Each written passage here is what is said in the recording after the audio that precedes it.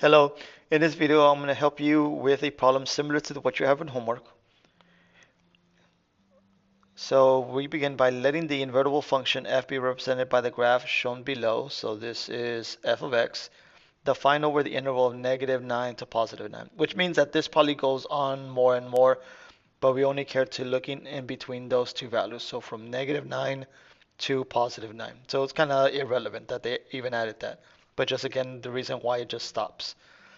Now the question is, okay, if g is the inverse of f such that g of x equals to f inverse, evaluate the following. So we want to figure out what g of 9 equals. Well, g is the inverse of this right here.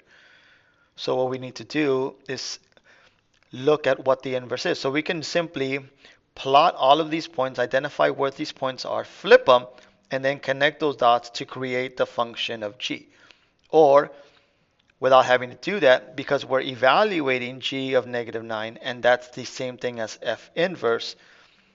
This is the same thing as trying to figure out what does f inverse of -9 or at -9 equal, which is the same thing.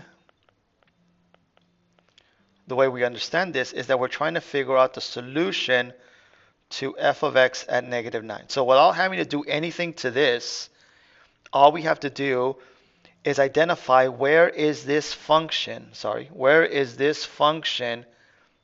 equaling to -9. So we don't have to switch the x and y values, plot those points, and create this function for g.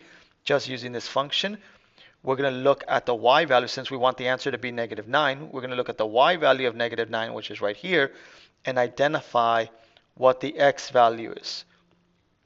So that value right there is also -9. So the solution to this equation is that x would have to equal to -9 in order for f of x to equal to -9. And that's the value of that of g. So g of -9 is -9. So pretty much the same scenario for b. G of -5 is the same thing as figuring out f inverse at -5 because of this definition that's provided for us right here. Okay. Now, how do I figure this out? Again, like I mentioned earlier, one option is to draw the graph of this function. So in order to figure out the reflection of this thing across this line and draw that graph and see where we're going to and evaluate that at -5.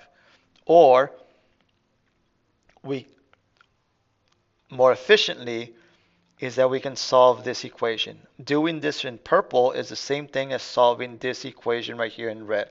So without having to do extra work and again finding the inverse to this, all I have to do is figure out where is this graph here going to equal -5. So that means I will look at the y value at -5 and see what the corresponding x value is, which I see is -3. So the solution to this equation is -3. And that, again, is the same answer to that question up there. So this equals -3. Thank you for watching, and I hope this video was helpful.